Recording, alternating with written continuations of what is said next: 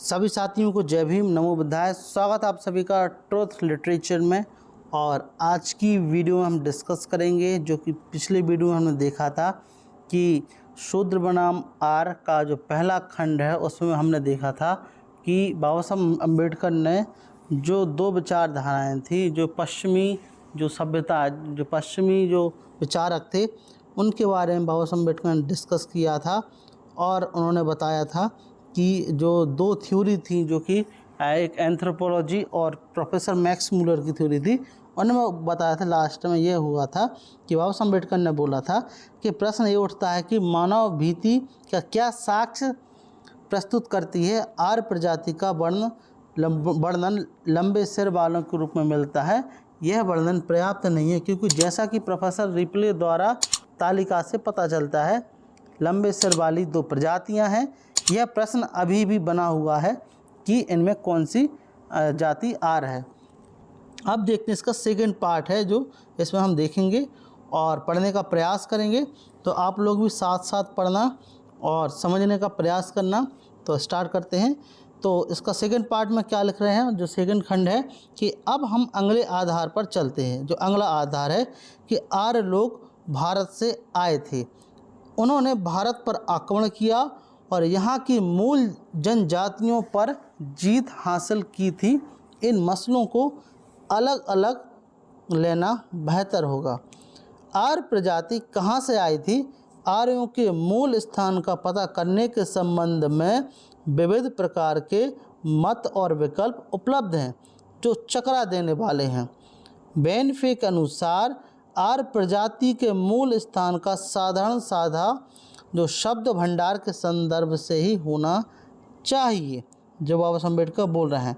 इस विषय पर उनके विचारों को प्रोफेसर आइजैक टेलर ने अच्छी तरीके से संबंध में निम्नानुसार प्रस्तुत किया है। क्या बोला है? समूची आर्य भाषाओं में उपलब्ध साझा शब्द भंडार के विवेचना से यह पता चलता है कि भाषाई अलगाव से पहले भारत आर्य किस क्षेत्र में रहते थे।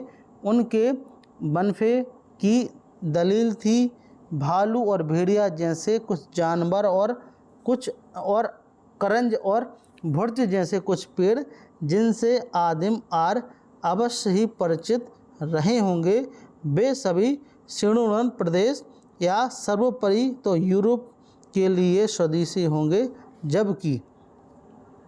जबकि दक्षिण एशिया के विशिष्ट पशु और वृक्ष जैसे शेर, बाघ और ताल से केवल भारतीय और ईरानी परिचित ही थे। उनके अनुसार इस सिद्धांत को सही माना जाए कि आर्य कैस्पियन सागर के पूर्वी क्षेत्र से आए थे, तो फिर इस तत्व की व्याख्या कठिन हो जाएगी। आदिम आर्य शब्द भंडार में एशिया के दो महत्वपूर्ण शिकारी पशुओं शेर, बाघ और अथवा एशिया के प्रमुख सवारी पशु ऊंट के लिए कोई सामान्य नाम क्यों विद्यमान नहीं है? यूनानी लोग शेर के लिए उसके सामी भाषाएं नाम का प्रयोग करते थे और भारतीय लोग उनके जिन नाम का प्रयोग करते थे उसका संबंधी किसी आर्य मूल से नहीं कहा जा सकता। इसमें यह तर्क सामने आता है कि यूनानियों और भारतीयों को साझा वास स्थान में लोग शेर से परिचित नहीं थे। अब क्या लिख रहे हैं कि बेनफे के इस सिद्धांत का परिणाम तेजी से सामने आया है कि जायगर भी उसी खेमे में शामिल हो गए, किंतु उन्होंने बेनफे की तरह आर्यों का मूल स्थान कृष्णा सागर के उत्तर में न बताकर थोड़ा उत्तर पश्चिम की ओर मध्य और पश्चिमी जर्मनी ने बताया। इस बहस में जायगर के योगदान का अपना अलग महत्व था। उन्होंने अपने निष्कर्षों का आधार अधिकतर उन वृक्षों के नाम बनाया जो आदिम आर्य शब्द भंडार में पाए गए। उनका मानना है कि देवदार फिर, वेत बिलो, ऐश, भितुर एल्डर और पिगल हैजल के अतिरिक्त भुर्ज वृक्ष, करंज बीच और बतुल ओक वृक्षों के नाम विशेषकर निर्णायक हैं। बतूल बलूत का यूनानी नाम फेगस क्योंकि ट्यूनटनी बीच और लैटिन फिग का समतुल्य, इसलिए इस निष्कर्ष की यूनानी लोग करंजों के देश से बलूतों के देश से आए थे और उन्होंने खाने योग्य फल के नाम वृक्ष के दूसरे वृक्ष में स्थानांतरित कर दिया था, मतलब ट्रांसफ़र कर दिया था। एक अन्य चिंतकों के अन्य वर्ग को मानना है कि आर्य प्रजाति का मूल स्थान काकरोशिया में था, क्योंकि काकरोशिया के निवासी भी आर्य के समान गोरे सुनहरे केश वाले, सीधी चोंचदार नाक, सुंदर मुख वाले होते हैं। इस विषय में प्रोफेसर रिपले के विचार उद्धरणीय हैं। वे कहते हैं, पश्चिम यूरोपियन की नीली आँखें और सफ़ेद बालों वाली आर्य प्रजाति के लिए कोक्शियाई शब्द का मिथ्या प्रयोग किया गया है। इसका नितांत बेतुकापन दो निर्विवाद तथ्यों से उजागर होता है। पहली बात तो इस आदर्श सुनहरी प्रजाति के लोग काकेशिया के आसपास कई मीलों तक नहीं पाए गए जाते। दूसरी बात यह है कि विशाल काकेशियाई श्रृंखला के आसपास भी नहीं थे। ऐसी भी मूल प्रजाति नहीं है जो किसी विशुद्ध विभक्ति प्रधान अथवा आर्य शब्द का प्रयोग करती हो। मतलब जो भी जितने भी लोग अभी बता रहे हैं कि आर्य बाहर से आए थे काफ़ी, तो सब में क्या सबका क्या हो रहा है, इसमें एक प्रकार से हम बोल सकते हैं कि डिनाई हो रहा है। अब देखते हैं नेक्स्ट थ्योरी। ओसेट जन ने भी किसी भाषा ही संभवतः एकमात्र विभक्ति प्रधान भाषा जो अभी तक आर्य होने का दावा स्पष्ट नहीं किया है, और ओसेट यदि आर्य हो भी तब भी यह मानने के पर्याप्त कारण है कि ये लोग ईरान की दिशा से आए और काकेशियाई के मूल निवासी नहीं थे। उनके सिर की आकृति से और इस तथ्य से भी इसका अधिकार वहाँ के एकमात्र मुख्य मार्ग दारियल के दर्रे पर रहा। इसी सिद्धांत की पुष्टि होती है। ओसेट लोग आर्य हों या नहीं, फिर भी उनके आसपास रहने वाली अन्य कौमों में उन्हें श्रेष्ठ नहीं माना जा सकता। उसमें वह शारीरिक सौंदर्य भी नहीं है जिनके लिए यह प्रदेश उचित मशहूर है, और उनमें साहस भी नहीं है जो इस तत्व के आधार पर तय किया जा सकता कि उन्होंने रूसियों को आज्ञाकारिता से और छाया मात्र भी प्रतिरोध किए बगैर घुटने टेक दिए। यह सच नहीं है कि ये केकेशियाई कुछ विशिष्ट हैं। वस्तुतः यह कभी कभी मानते भी हैं विशिष्ट नहीं हो सकते। इस नाम में यूरेशियाई महाद्वीप का लगभग प्रत्येक शारीरिक प्रकार और भाषाई परिवार आ जाता है, सिवाय जैसा कि हम कह चुके हैं कुछ उस लंबे गौरवर्ण और स्वर्ण केसी आर्य जन के, जिनके लिए इस नाम का विशेष का प्रयोग हुआ है। यह गलत है। यह केवल असभ्य नहीं बल्कि बेतुका भी है। काकेशस को कौमों और भाषाओं का, प्रथाओं का और शरीर प्रकारों का पालन नहीं बल्कि कब्रिस्तान में है। मतलब हमें प्रारंभ से ही उस विषय में आश्वस्त हो जाना चाहिए। दुनिया में और कहीं भी शायद लोगों, भाषाओं, धर्मों का इतना विषम जातीय जमावड़ा एक स्थान पर नहीं है जितना काकेशस पर्वत श्रृंखला में विस्तृत है। अब तिलक के अनुसार भी देख लेते हैं। अब तिलक क्या कह रहे हैं जो भारत के हैं। लोकमान्य तिलक ने भी बोला था कि आर्य विदेशी हैं। तो तिलक के अनुसार आर्य प्रजाति का मूल वास अंटार्कटिक अर्थात उत्तरी ध्रुव प्रदेश में था। उनके मत को संक्षेप में उन्हीं के शब्दों में प्रस्तुत किया जा सकता है। प्रारंभ में उन्हें उत्तरी ध्रुव के आसपास के प्रदेश की खगोलीय और जलवायु संबंधी स्थिति का और ध्यान दिया, जिसके अनुसार दो प्रकार की विशेषताएं अथवा विलक्षणताएं हैं।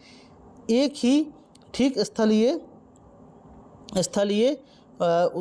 उत्तरीय स्थित जो दर्शक के लिए, दूसरी परिध्रुवीय प्रदेश अर्थात उत्तरी ध्रुव और उत्तर ध्रुव व्रत के बीच भूभाग में स्थिर दर्शक के लिए। तिलक ने इन विलक्षणताओं को ध्रुवीय और परिध्रुवीय कहा और उन्हें इस सार रूप में निम्न प्रकार से प्रस्तुत किया। तो जो ध्रुवीय विशेषता हैं, जो तिलक ने लिखा है कि सूर्य दक्षिण में निकलता है। सेकंड, सितारे निकलते अथवा डूबते नहीं बल्कि वे क्षैतिज में क्षैतिज चक्कर में घूमते हैं और 24 घंटों में एक चक्कर पूरा करते हैं। सिर के ऊपर केवल उत्तरीय आकाशीय गोलार्ध ही होता है और यह पूरे वर्ष दिखाई देता है और दक्षिणी अथवा निम्न आकाश लोक हमेशा अदृश्य रहता है। मतलब एक वर्ष यहाँ एक दिन और एक रात का होता है। एक वर्ष जो एक वर्ष यहाँ एक दिन एक रात का होता है और यहाँ का दिन 6 महीने का और रात भी 6 महीने की होती है। मतलब 6 महीना दिन 6 महीना रात अंटार्कटिक में। यहाँ केवल सुबह और शाम होती है। मतलब यहाँ केवल सुबह एक शाम होती है, अर्थात सूर्य यहाँ साल में केवल एक बार निकलता है, एक बार डूबता है, किंतु यहाँ सुबह और शाम का संधि आलोक लगातार 2 महीनों तक बना रहता है। अर्थात 24 घंटों की 60 अवधियों तक सुबह की लालिमा शाम तक संधि आलोक क्षैतिज के विशेष हिस्से पूर्वी अथवा पश्चिमी तक ही सीमित नहीं रहता जैसा कि हमारे यहाँ होता है, बल्कि वहाँ सितारों की तरह क्षैतिज पर ऐसे गोल गोल घूमता है जैसे कुम्हार का चाक और 24 घंटों में चक्कर पूरा करता है। सुबह की लालिमा के ये दौर तब तक चलते रहते हैं जब तक सूरज का क्षैतिज गोलक ऊपर नहीं आ जाता और फिर सूर्य 6 महीने तक उसी पथ पर चलता पथ पर रहता है। अर्थात जो दर्शक के चारों ओर गोल गोल घूमता है वह डूबता नहीं और 24 घंटों में एक चक्कर पूरा करता है। दूसरी परिध्रुवीय विशेषताएं, जो परिध्रुवीय विशेषताएं जो अंटार्कटिक में, इसमें क्या है, इसमें लिखा है कि सूर्य हमेशा दर्शक के शीर्ष दक्षिण में रहेगा क्योंकि यह शीतोष्ण प्रदेश यहाँ ठंडी प्रदेश है में स्थिर दर्शक के साथ भी होता है, इसलिए इसे असाधारण विशेषता नहीं माना जा सकता। बहुत सारे सितारे परिध्रुवीय होते हैं, अर्थात वे चक्कर लगाते समय पूरी अवधि में क्षैतिज के ऊपर होते हैं और इसलिए हमेशा दिखाई भी देते हैं। अन्य सितारे वैसे ही निकलते और डूबते हैं जैसे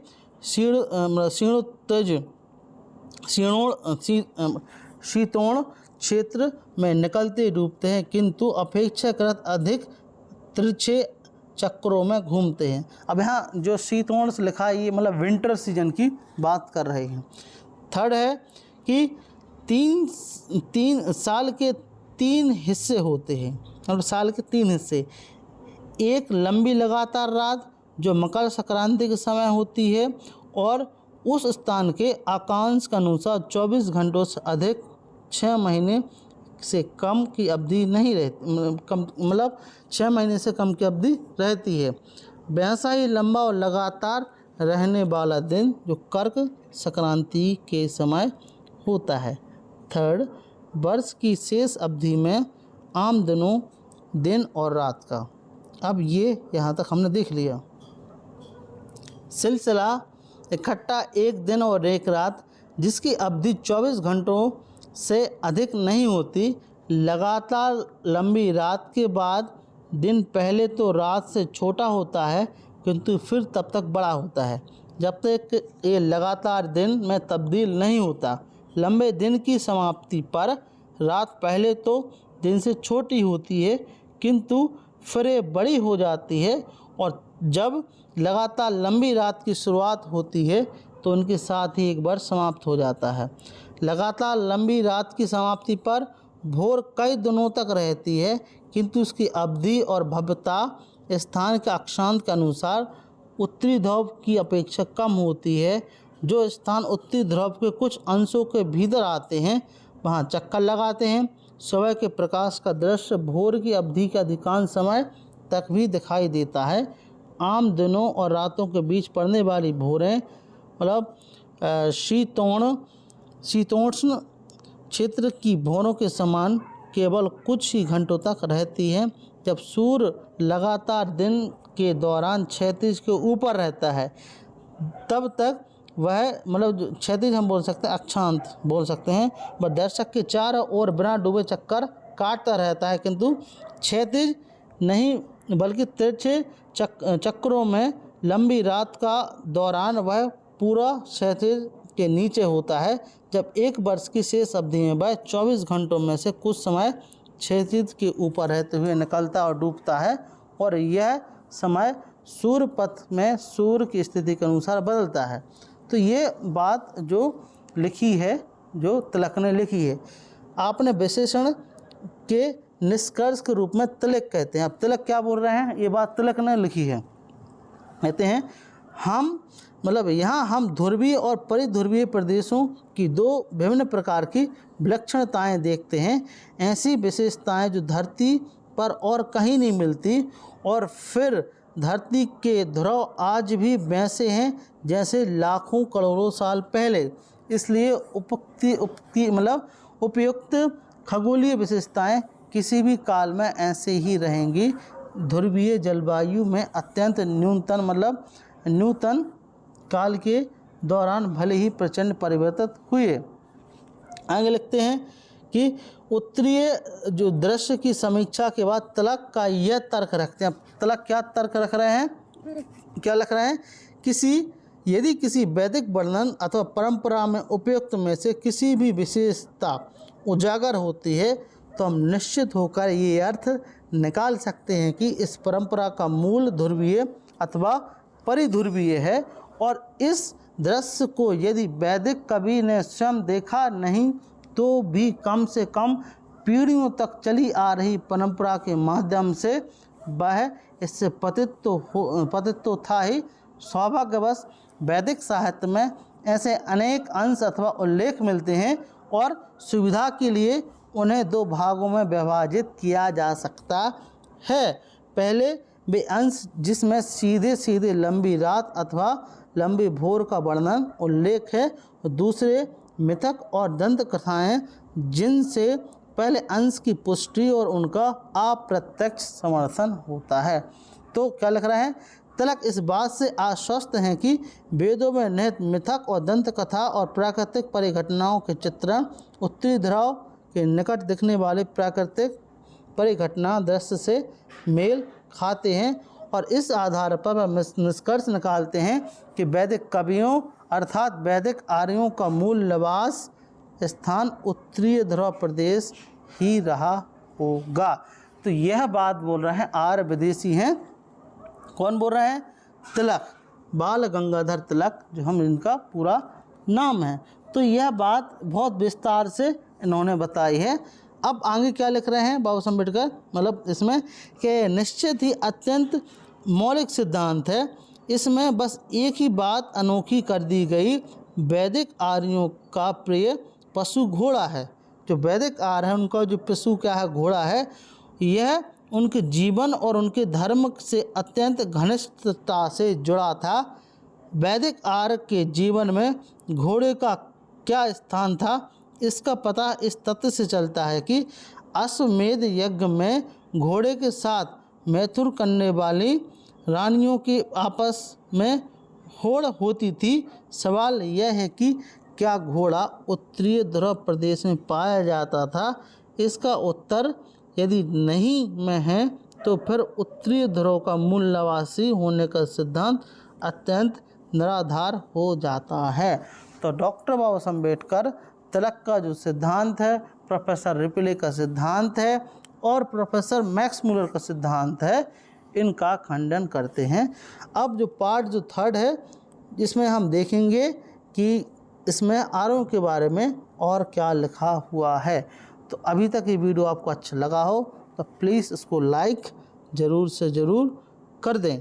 तो thank you very much, thanks for watching.